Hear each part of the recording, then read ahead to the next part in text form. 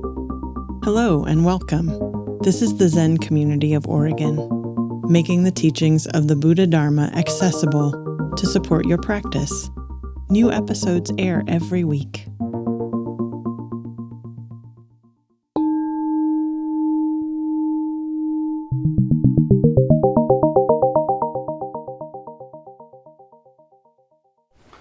Good evening, everybody.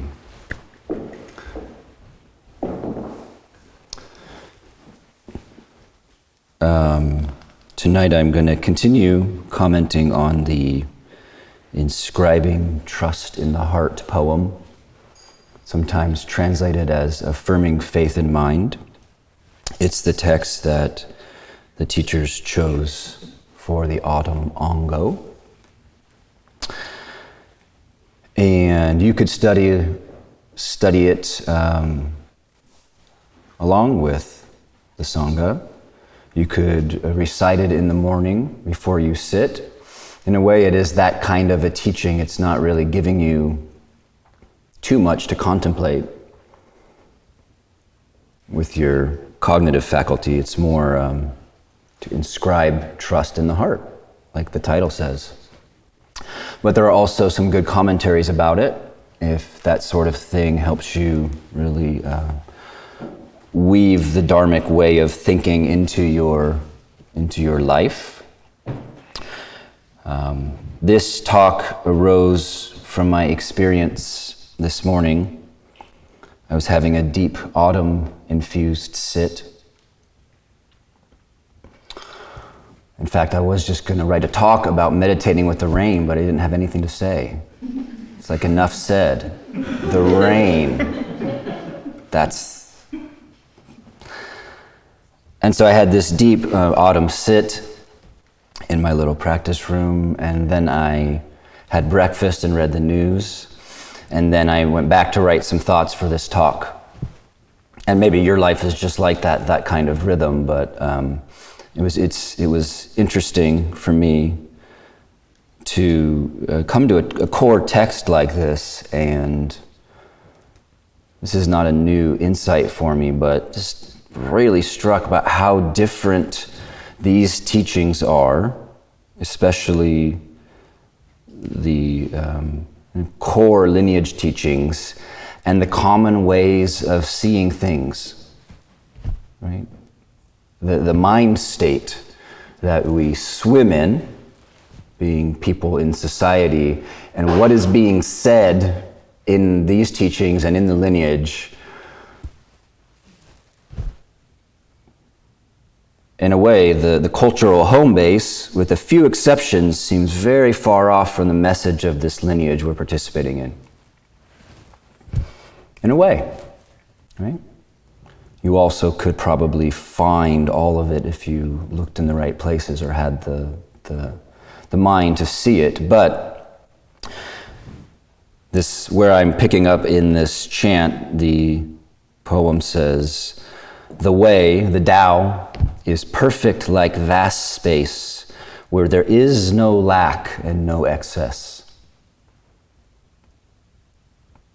The Tao is perfect like vast space, where there is no lack and no excess. If I were to reword that, I might say, perfect, spacious way, mind of not enough, mind of too much, faded into silence. The way is perfect like vast space, where there's no lack and no excess.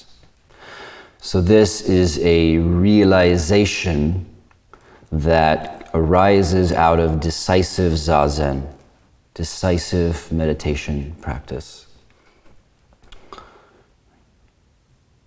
And a little bit of a brief side tangent. Decisive is one of the most important qualities in our practice. It means that when we do it, to really do it, and that's not trying hard, and that's not even doing a lot. It means you're doing it, but are you 80% doing it? Are you 70% doing it?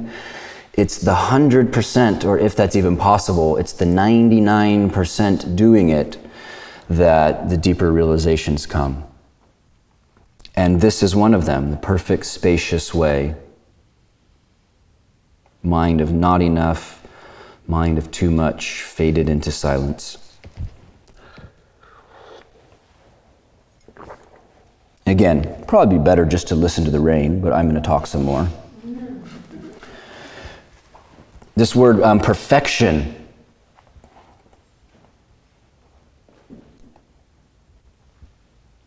Often in teachings, there's a whole marvelous lineage of Tibetan Buddhism, sometimes translated as the Great Perfection teachings. But we hear perfection and we go, oh, perfection, I know what that feels like. It's 78 degrees out, it's sunny, I had a really good falafel wrap, the cat didn't pee on the rug. We think perfect is a set of conditions in our lives that match our desire for the way things to be. And in some sense, that is what we are presented as the road to happiness in contemporary life. You can manage your conditions such that you get them lined up and then, it's going to be so good. And then you will relax and be content. But it doesn't work that way, as you know, because conditions change. What you want changes. You get what you want, and then you decide you actually didn't want what you got. That's kind of Dharma 101, but worth hearing. So perfection, the way is perfect like vast space. It evokes this sense of perfect versus imperfect. Right? And for some aspect of the mind, it's just kind of profane to say the way is perfect, that my life is perfect. That there is a perfection to be known, because we think, well, no, this is what's wrong, and this is what's wrong, and this is what's wrong. But perfect versus imperfect is not this realization. It's not what's meant here. In a way, there just simply is no word. The way is where there's no lack and no excess.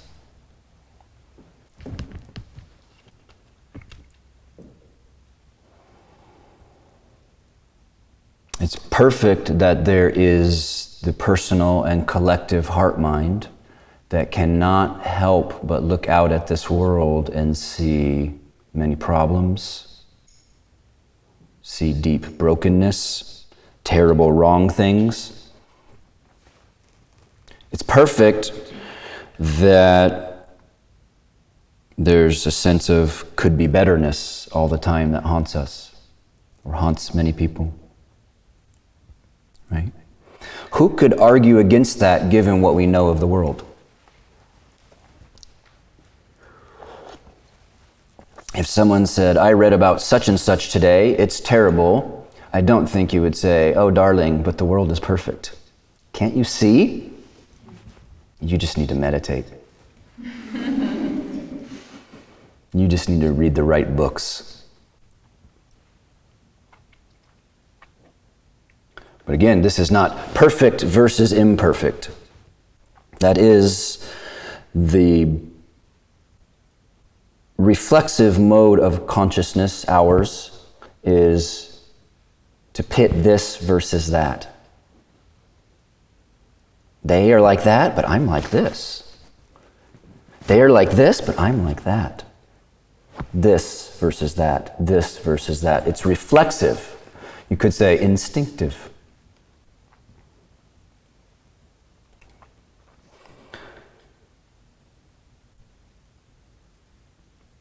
It is said nowadays that we're divided and don't have common agreement.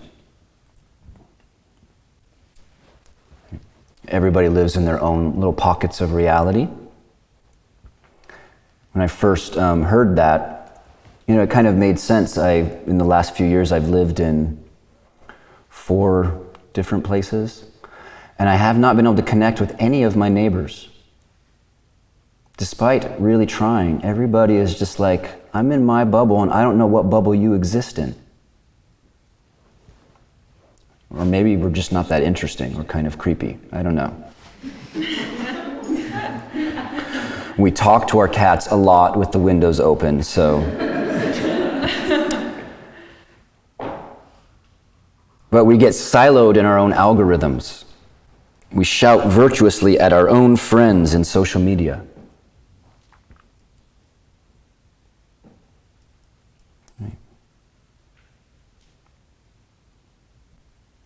So it really seems like we don't have agreement. But actually, it's exceedingly rare to find someone who doesn't pretty continually see lack or deep brokenness or could-be betterness in their life or others. How many people do you know whose life is not organized around some dimension of it getting better? And get the house better, the career better, the health better, the relationships better, the spiritual practice better, the instrument playing better. It's exceedingly rare to find someone who, if you gave them the space, wouldn't complain about the way things are for them. Does that seem true? I think that's true. So actually, I think we're all pretty much in agreement. It's not that we disagree. We all pretty much agree that we are displeased with the configuration of our worlds. Completely united in that. We have the most basic thing in common. We think that something is wrong all the time. We disagree about what is wrong. But we are displeased with the configuration of our worlds or other people's worlds. We mind other people's business very easily. From the petty to the very significant. That's pretty interesting. We're all the same like that. The way is perfect like vast space where there's no lack and no excess.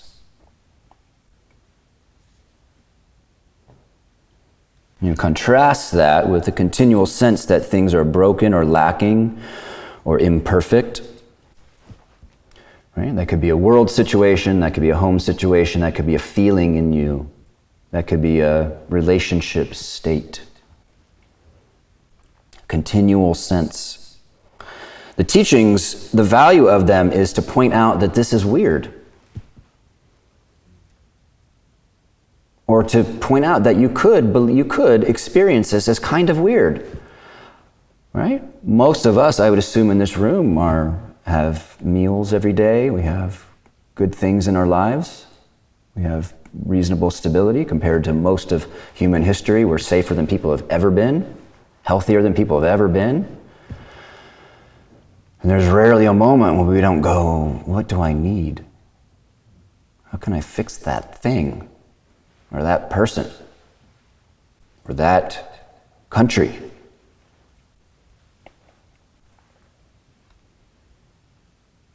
It's why it's so difficult to sit and stop fixing, improving, plotting, and nexting. Nexting is a term I like. I've heard about sexting. I've never received a sext. Come on. I've never received a sext, but I've received a next all the time. What's next? What are we doing next? Everybody's into nexting.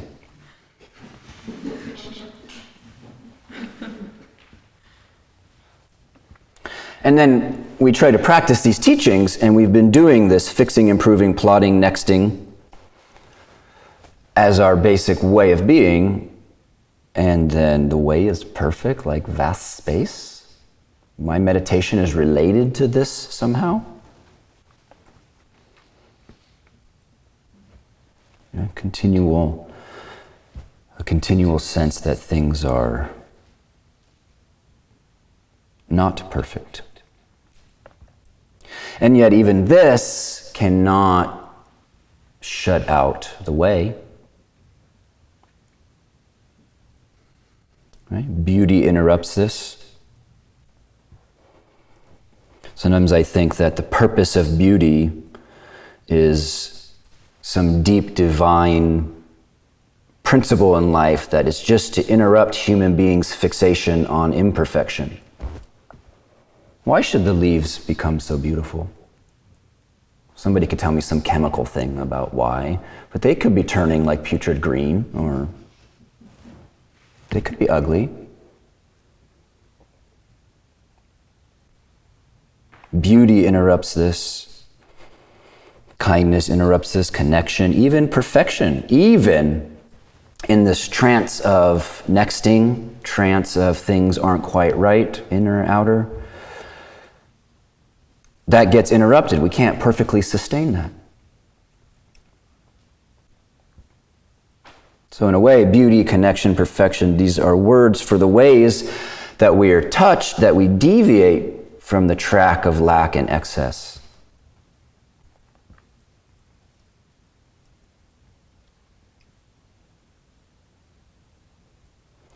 Some of the Zen teachings are a little bit like in-jokes, or they're like commentaries on the Buddha's original teachings. So, people are familiar with the Buddha saying that this world we're in of conditions is, for the untrained mind, pretty rough, pretty difficult. It's not that this isn't a world of suffering. The Buddha said that that is going to be the experience of embodied selves that don't see they lack self-nature. It's going to be hard. And sometimes it's going to be really hard. Right? Anyone have aging parents? And you really take that in, how hard it is at times. I know there are different conditions.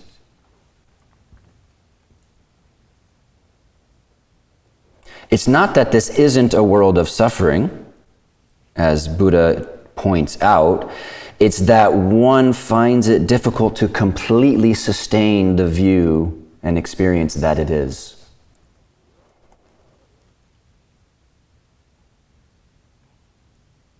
Right? That's why sometimes we're like, I don't know about Buddhism, it seems kind of pessimistic. You like that voice? That's the voice. Buddhism's a little pessimistic. I sometimes think that. People tell me that's a very pessimistic religion.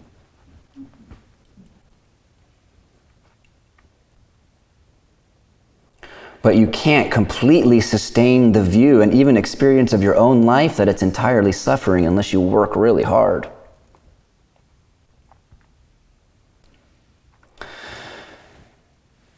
A moment of practice is a moment of disrupting or interrupting our view that things should or shouldn't be otherwise. It's like there's this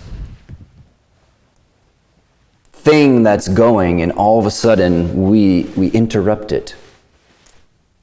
We stop, we interrupt it with the vertical truth.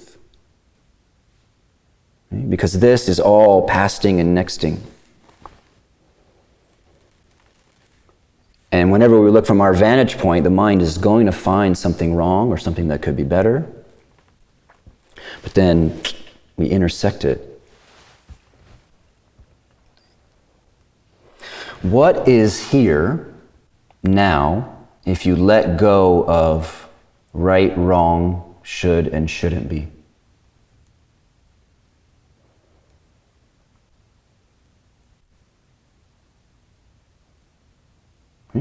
Maybe you're thinking this should be a little bit more interesting. It should be a little more this, that. I should feel a little bit more of that. What is this experience if you just put that aside?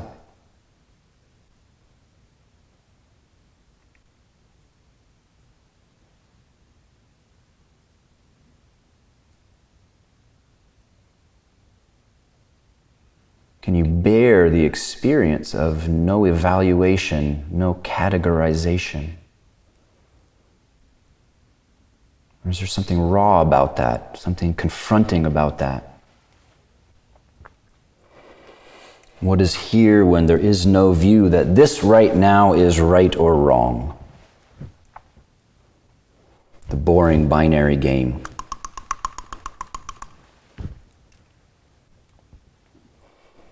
Well, in that moment, whatever appears is the way appearing.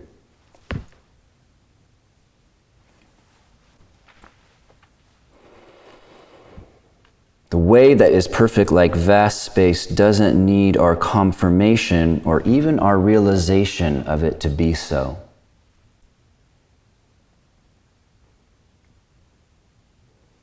It's an interesting thing. You can, if you find a good seat in practice, and you really touch this through decisive Zazen, this so-called perfection, you can fall into, let's call it suffering.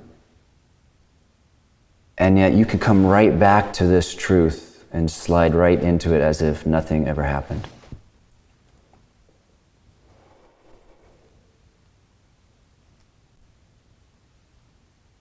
The way that is perfect like vast space doesn't even need us to know it to be so, for it to be so. But unless we confirm it, it remains an idea. It doesn't bless our lives. So ideas, I sometimes contemplate in myself about whether the Dharma should give people hope. That is a function of religion, right? In fact, a lot of religions say it kind of sucks now, but later, if you do the right thing, it's going to be super good. It's going to be so good.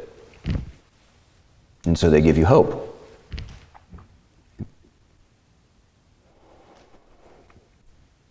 See, ideas can give us hope, or ideas can make us despair, but ideas can't free us from those twins of hope and despair. And in a way, that's what we're sitting into. The poem continues, our choice to choose and to reject prevents our seeing this simple truth. Both striving for the outer world, I think you could unpack that as both striving for status and ultimate well-being and all of those things. Striving for the outer world as well as for the inner void, trying to escape, condemn us to entangled lives. Just calmly see that all is one, and by themselves false views will go. That's what the poem says.